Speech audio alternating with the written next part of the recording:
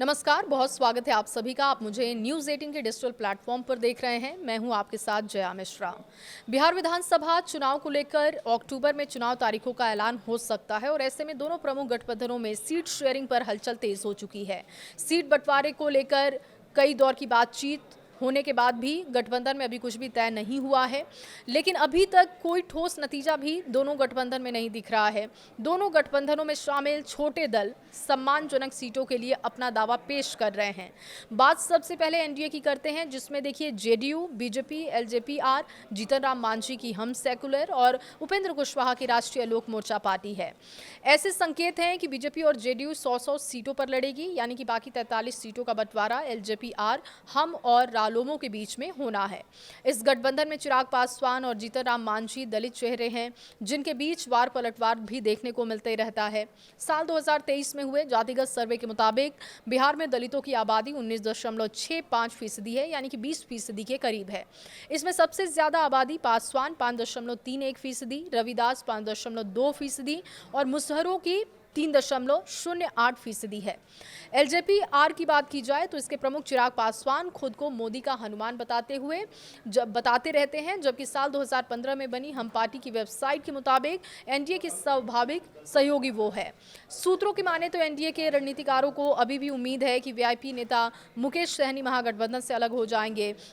चूंकि मुकेश सहनी का उप मुख्यमंत्री का डिमांड पूरा होता नहीं दिख रहा है और इसीलिए एनडीए को आचार संहिता की घोषणा होने तक मुकेश सहनी के एनडीए में आने का इंतजार रहेगा। महागठबंधन की बात कर लेते हैं। यहां भी सीटों पर पेच फंसा हुआ है। 24 सितंबर को पटना में कांग्रेस वर्किंग कमेटी की बैठक होने जा रही है, जिसमें राहुल गांधी पार्टी के जो कार्यकर्ता हैं उनसे बात करेंगे।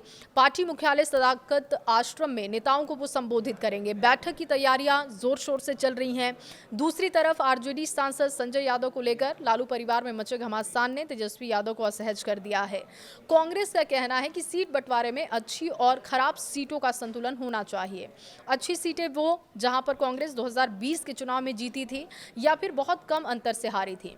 कांग्रेस चाहती है कि उसे 2020 की अपनी 19 जीत वाली सीटें मिले, साथ ही वो सीटें भी दी जाए जहां पर करीब 5000 वोट से कांग्रेस हारी थी। कुल मिलाकर कांग्रेस इस बार भी करीब 76 सीटों की मांग कर रही है। देखिए, 2020 में आरजेडी ने 144 सीटों पर चुनाव लड़ा था। आरजेडी को 75 पर जीत हासिल हुई थी। 17 सीटों पर वो 5000 वोट से भी कम अंतर से हारी थी। आरजेडी के पास 90 से ज्यादा अच्छी सीटों का दावा है। ऐसे में पार्टी मानती है कि कांग्रेस को इतनी ज्यादा सीटें मिलनी नहीं चाहिए। आरजेडी का तर्क है कि पिछली बार उसने कई सीटें अपने सहयोगियों को दी और उसे नुकसान का सामना करना पड़ा था। उस नुकसान की भरपाई अब तक नहीं हो सकी है।